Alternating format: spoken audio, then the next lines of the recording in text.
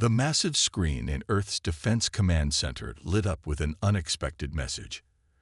Admiral Marcus Stone stood straight, his weathered face reflecting the blue glow of the holographic display. The message was clear. The Galactic Empire had finally found Earth. "They really think we're just another primitive civilization," he said, looking at the gathered military leaders in the room. The message from the Empire floated in the air, its threatening undertones barely hidden beneath diplomatic words. The Empire's message was simple: submit to imperial rule or face consequences. They had included images of their fleet, 1,000-ship-strong armadas that were meant to frighten Earth into submission. Little did they know that humans were simply amused. General Thompson walked to the center of the room, his boots clicking against the polished floor. "Should we show them our real ships?" he asked, gesturing toward the hidden orbital rings around Earth. The rings that no alien sensor could detect, housing humanity's true fleet. "Not yet," Admiral Stone replied, a slight smile playing on his lips. "Let them think they have the advantage."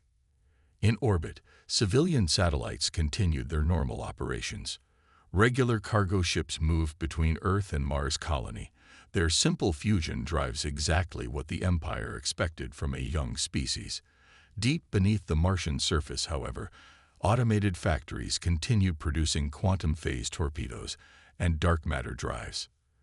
The Empire's scout ships watched from the edge of the solar system, recording everything they could see. Their reports spoke of primitive propulsion systems, basic shield technology, and laughably simple weapons. The observers never noticed the phase-shifted sentinels floating right next to their ships, recording their every move. Back in the command center, Admiral Stone reviewed humanity's true military strength. Holographic displays showed the status of Earth's defenses. The Titan network was fully operational, quantum communication links were secure, and the stealth fleet was ready. 300 years of preparing for this moment had paid off. "They're sending another message," announced Commander Wilson from her communication station. "The Empire wants an answer within one Earth day."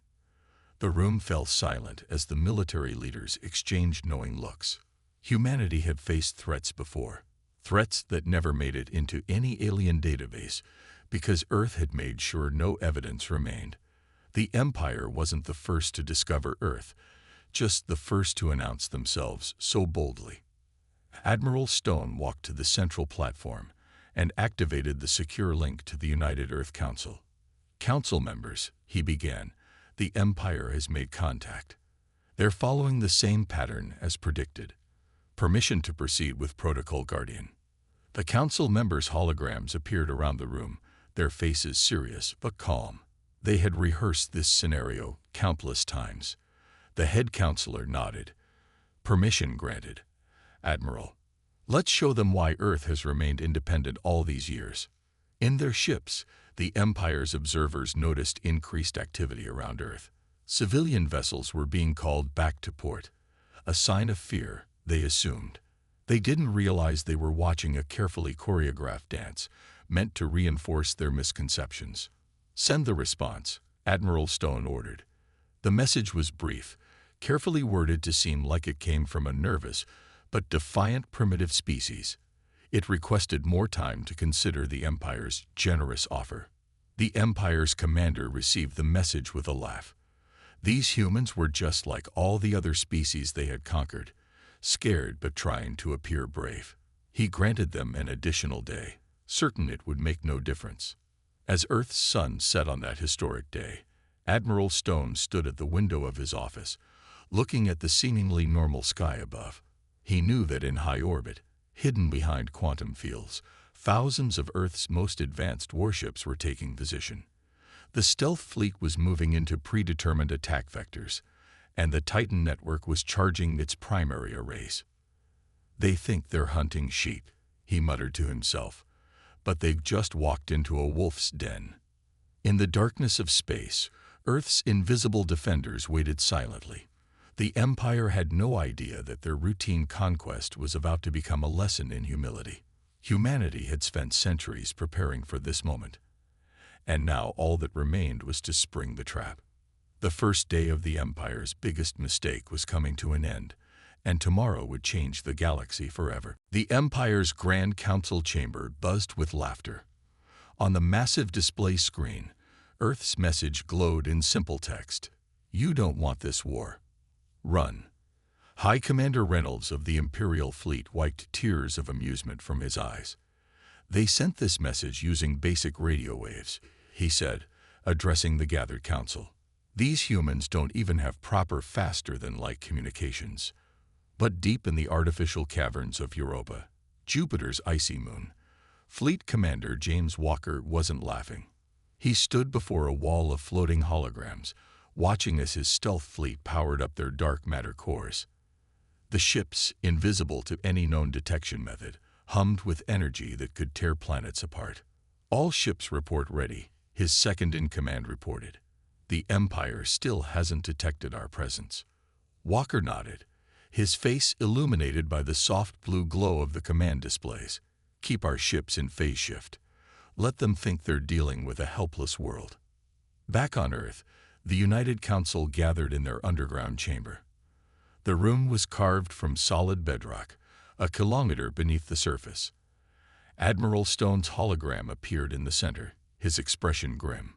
The Empire has mobilized their invasion fleet, he reported. 3,000 ships, heading for our outer colonies. The head counselor leaned forward in her chair. Have they taken our warning seriously? No, Stone replied. They think it's empty threats from a primitive species. Their communications show they're treating this as a routine conquest. Around the solar system, humanity's hidden strength stirred to life. On Mars, massive hangar doors opened in the sides of mountains, revealing ships that could bend space itself. Under the clouds of Venus, weapon platforms charged their quantum disruptors. Even Mercury's scorching surface concealed artillery batteries that could strike targets across light years. The Empire's advanced scouts reported everything they saw, or thought they saw.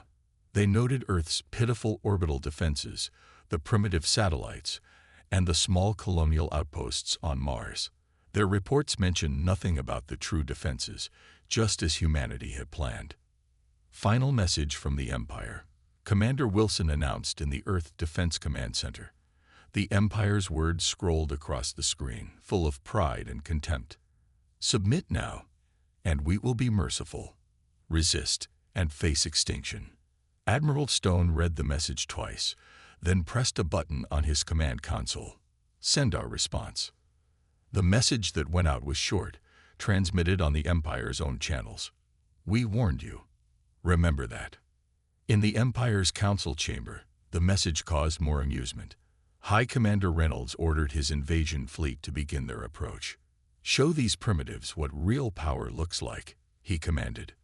But in the void between worlds, invisible sensors tracked every Imperial ship.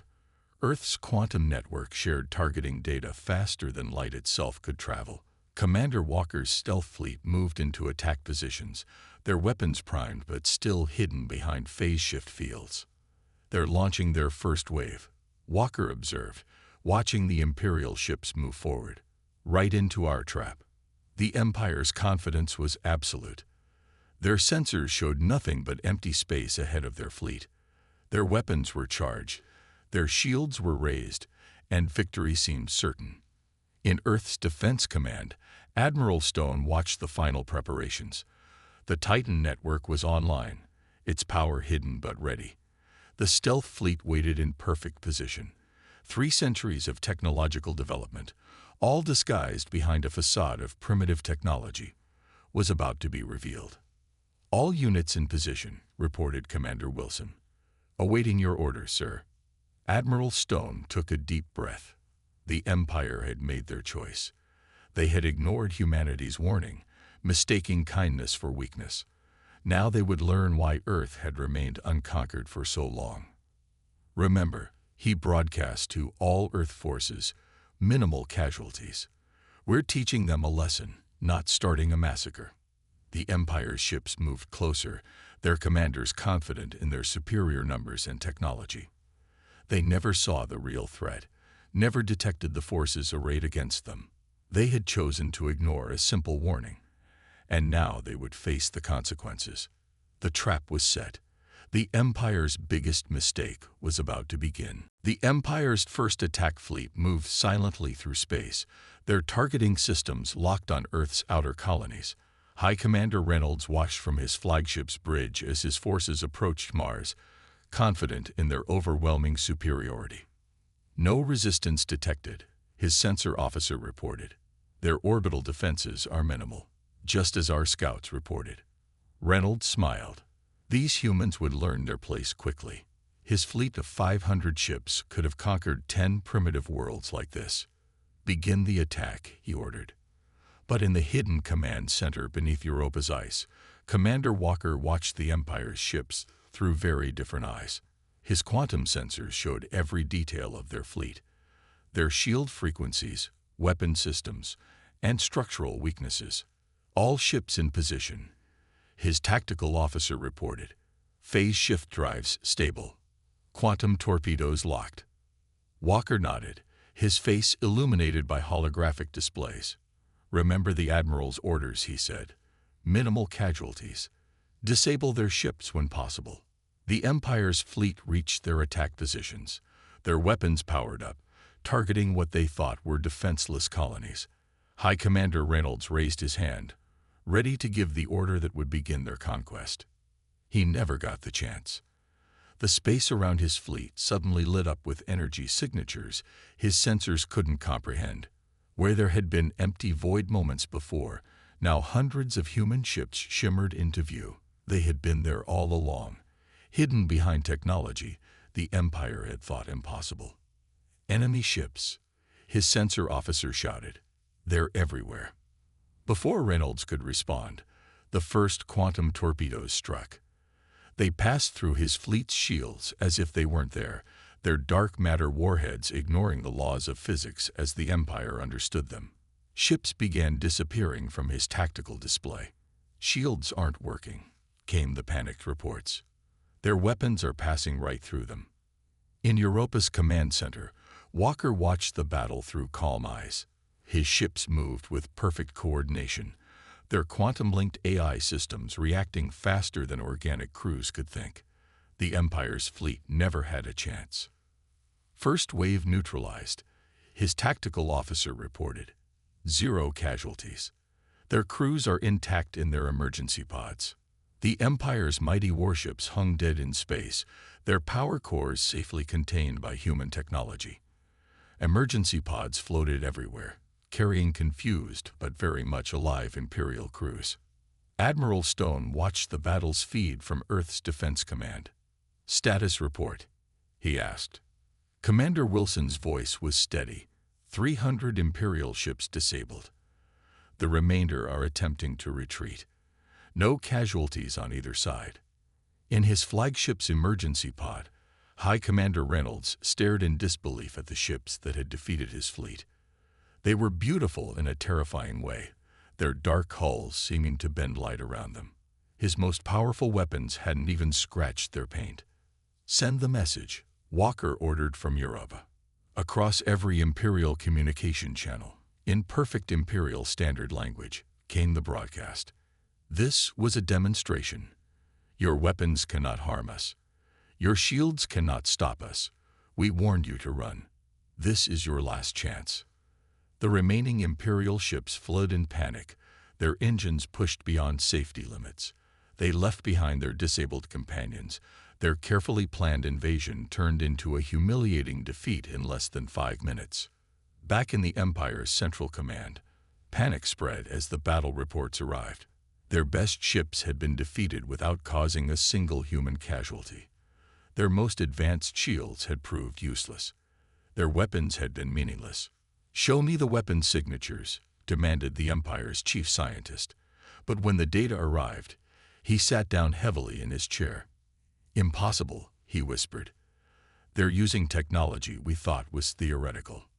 In Earth's Defense Command, Admiral Stone allowed himself a small smile. "Rescue operations for the Imperial crews?"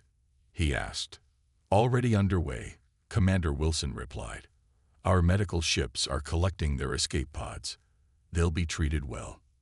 The first real battle between humanity and the Empire was over. Earth had revealed just a fraction of its true power, and the Empire had learned its first lesson in humility. But this was just the beginning. The Empire's Grand Council chamber had never been so quiet. The holographic displays showed their defeated ships floating helplessly in space, while teams of human medical vessels rescued Imperial crews. "How?" asked the Grand Emperor, his voice barely a whisper. "How did they do this?" The Empire's chief scientist, Professor Reed, stood before the council, his hands shaking as he held his data tablet. "Their ships," he began, "they don't use normal space drives. They manipulate dark matter itself, something we thought was impossible." In the vast darkness of space, Commander Walker's fleet was on the move. This time, they didn't bother staying hidden.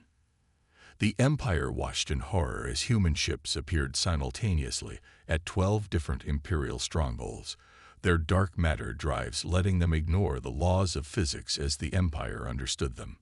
Multiple human fleets detected, came the panicked reports from across Imperial space. "They're everywhere at once." Admiral Stone stood in Earth's Defense Command, watching the operations unfold. "Show them our reach," he ordered. "But remember, no casualties." The human ships demonstrated their power with surgical precision. Imperial defense stations found their weapon systems quietly disabled. Planetary shields flickered and failed without any visible attack. Communication networks went silent, then came back online broadcasting Earth's message. "We warned you."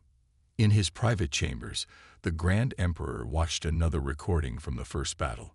The human ships seemed to phase through solid matter, their hulls bending light in ways that hurt his eyes.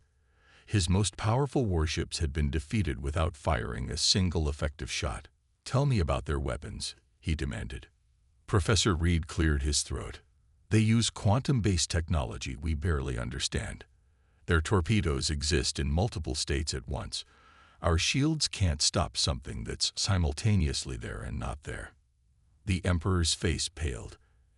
"And our best weapons didn't leave a mark on their ships. Their defensive fields." Reed paused, checking his data. "They don't just block our attacks. They prevent the attacks from ever happening in the first place." On Earth, the United Council reviewed the Empire's reactions. The head counselor turned to Admiral Stone's hologram. "They're beginning to understand." "Yes," Stone replied. "Their scientists are finally realizing what they're dealing with.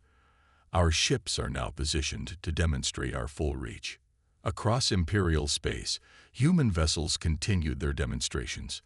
They appeared inside heavily defended bases, bypassed the strongest shields, and disabled the most powerful weapons. Not a single Imperial citizen was harmed, but the message was clear: resistance was pointless.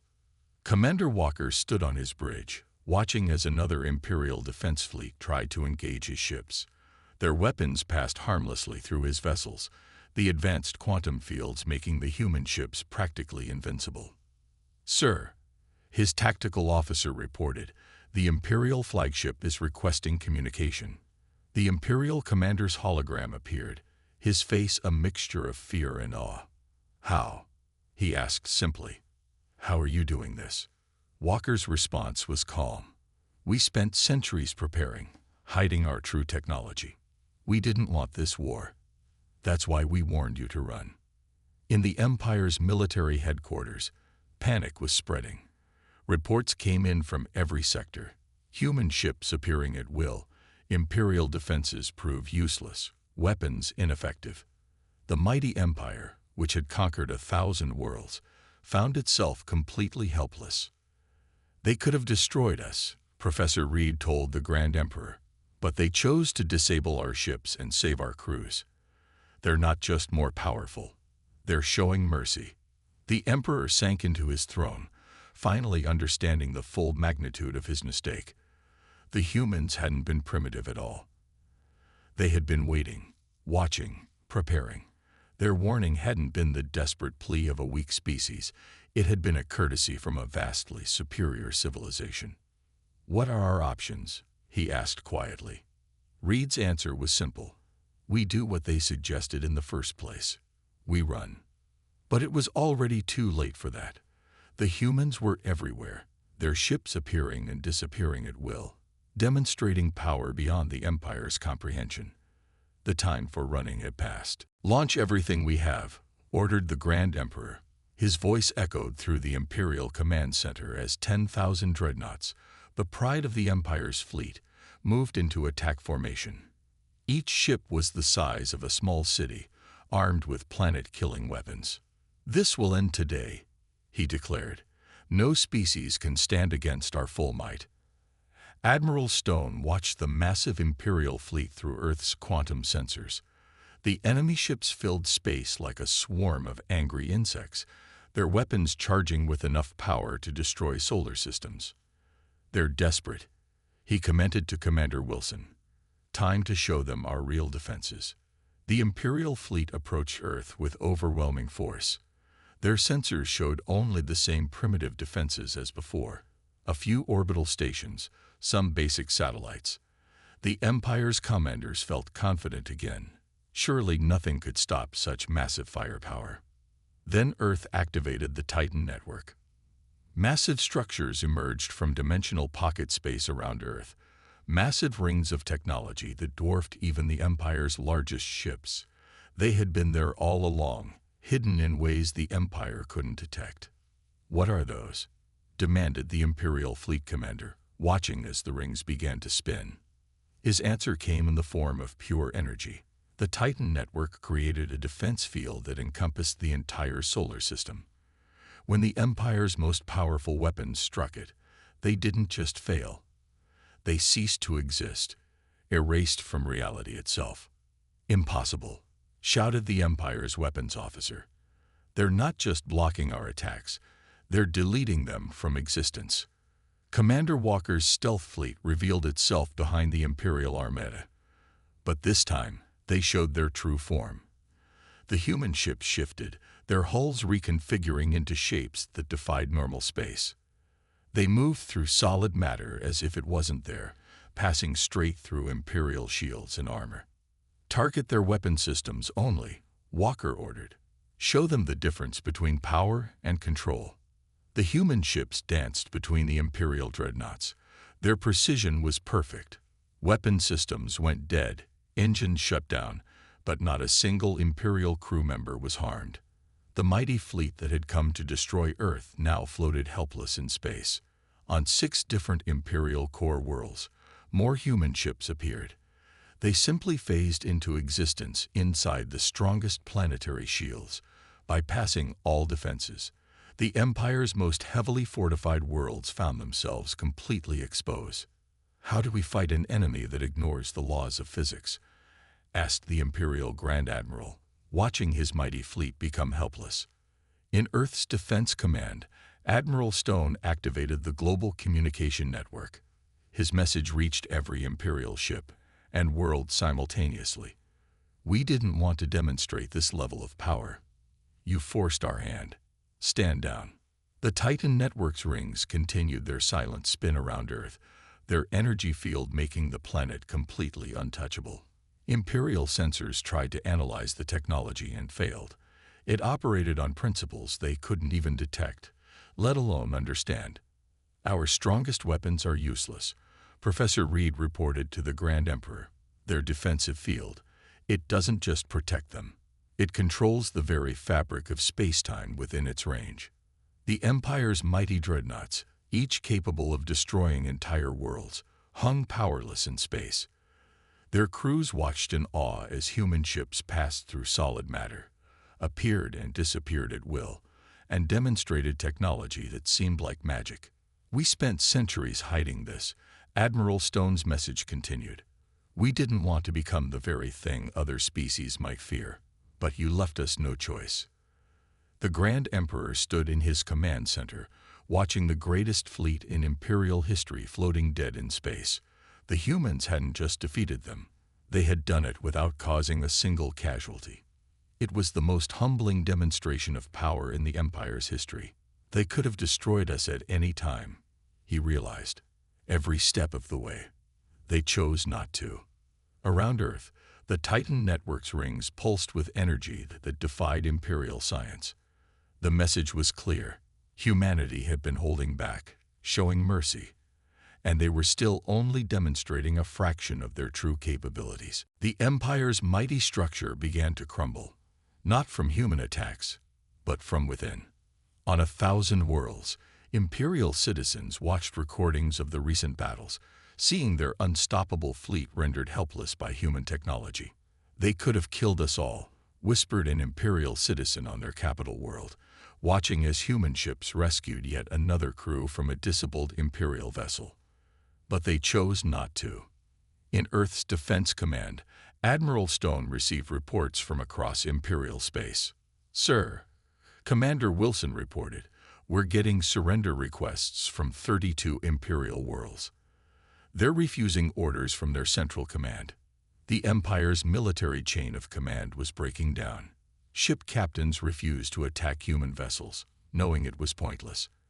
Entire fleets stayed in their docks, their crews unwilling to face an enemy that could ignore their strongest weapons. Then came the accident. On one of the Empire's core worlds, a massive power plant began to fail. Its quantum containment fields were collapsing, threatening to destroy everything within 1,000 miles. The Imperial engineers couldn't stop it, but human ships were there in seconds, appearing inside the facility itself. Commander Walker led the rescue team personally, their advanced technology quickly containing the disaster. "Why?" asked the Imperial governor, watching as human engineers saved millions of his people. "Why help us after we tried to conquer you?" Walker's answer was simple. "Because we can. Because letting people die when you can save them is wrong, no matter who they are." The news spread across Imperial space like wildfire. The humans weren't just more powerful, they were using that power to help the very people who had tried to destroy them. In the Imperial Palace, the Grand Emperor watched his empire dissolve. Military units ignored his orders. Worlds declared independence. The mighty empire that had stood for 10,000 years was falling apart. "Perhaps," suggested Professor Reed, "we should ask ourselves why they warned us to run. Not because they feared us, but because they didn't want to show us how outmatched we were." On Earth, the United Council reviewed the situation. The head counselor turned to Admiral Stone's hologram. "The Empire's structure is collapsing faster than expected."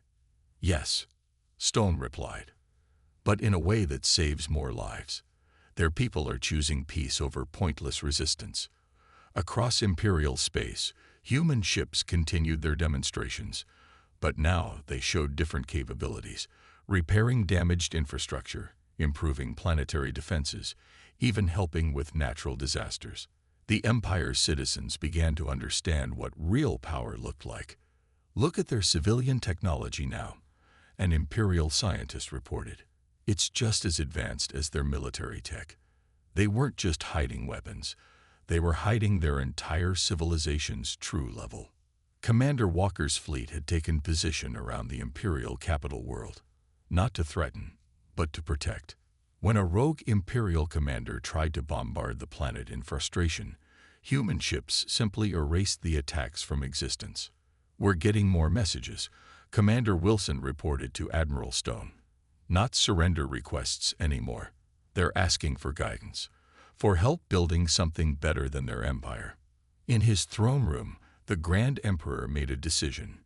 He activated the Imperial Broadcast Network, reaching every world and ship in Imperial space. "My people," he began, "we have been humbled. Not by cruelty or force, but by mercy. Perhaps it's time to learn from those we foolishly thought were beneath us." The humans watched as the Empire transformed, not through violence or conquest, but through the realization that true power wasn't about destruction. It was about what you chose to do when you had the power to do anything. "Send the message," Admiral Stone ordered. Their response to the Empire's unofficial surrender would be broadcast everywhere. "We warned you to run because we didn't want to fight. Now let us show you why we chose peace first." 1 month after the Empire's failed invasion, representatives from both civilizations met on neutral ground, a space station halfway between Earth and the Imperial capital. The station floated in space, its design a perfect blend of both cultures' architecture. Admiral Stone stood at the window, watching as Imperial ships arrived peacefully for the first time. Beside him, Commander Walker observed their former enemies with calm eyes. "Hard to believe it was just a month ago they'd wanted to conquer us," Walker said. The Grand Emperor himself had come for the meeting, his mighty flagship now escorted by human vessels. In the station's main conference room, Earth's United Council waited to reveal the truth they had kept hidden for centuries. "Before we begin," the head counselor said, "there's something you should know about why Earth became so powerful." The humans activated a holographic display, showing scenes from Earth's past, images of other alien invasions, different species that had tried to conquer Earth over the centuries. Each time, humanity had defended itself, then helped rebuild the defeated civilizations. "You weren't the first to find us," Admiral Stone explained. "Just the first we warned openly." The Empire's representatives watched in silence as the truth unfolded. Earth had faced and defeated 12 different alien invasions over 300 years. Each time, they had grown stronger, learning and adapting, but always choosing mercy over vengeance. "We developed our technology for defense," the head counselor continued. "We hid it because we didn't want to become the very thing other species feared, an overwhelming power that could dominate the galaxy." Professor Reed, watching the presentation, finally understood. "That's why your civilian technology seemed so primitive. You were protecting everyone else from fear." The humans nodded. Their hidden strength had never been about military power alone. They showed records of their quantum research, their dark matter manipulation, their understanding of reality itself. Technology that could have given them control of the galaxy. "We chose a different path," Admiral Stone explained. "We decided to advance in secret, to be ready to defend ourselves without threatening others, until you forced us to reveal everything." The Grand Emperor stood, his voice humble for the first time. "And now, what are your terms for peace?" The humans shared their proposal. They would help rebuild what had been damaged. They would share defensive technology to protect against genuine threats. But most importantly, they would help create a new system, where power came with responsibility. "We want to build something better than conquest," the head counselor said. "A galaxy where strength is measured by how you help others, not how many worlds you control." Commander Walker activated another display, showing human ships already helping across Imperial space. They were teaching, sharing knowledge, protecting worlds from natural disasters. "Your empire stood for power through force," Admiral Stone said. "But there's a greater power in choosing not to use force when you have it." The Imperial representatives watched as their worlds transformed. Human technology was bringing prosperity, not destruction. Their defense systems were being upgraded to protect against real threats, not to threaten others. "We spent centuries hiding our power," the head counselor concluded, "because we believed the galaxy wasn't ready for it. Now we're offering to help you reach the same level, but with the wisdom to use it wisely." The Grand Emperor looked at the scenes of cooperation and progress across his former empire. His people were learning, growing, becoming something better than conquerors. "You warned us to run," he said finally, "not because you feared us, but because you feared what showing your true power might do to the galaxy." "Yes," Admiral Stone replied. "Sometimes the greatest victory is the battle you choose not to fight." As the peace treaty was signed, Earth's long-hidden truth became its greatest gift to the galaxy. They had proven that true power wasn't about the ability to destroy, but the wisdom to build, protect, and guide others toward a better future. The empire that had never lost a war had finally been defeated, not by weapons, but by mercy. And in that defeat, they had found something far greater than conquest, a path to becoming something better than they had ever been before.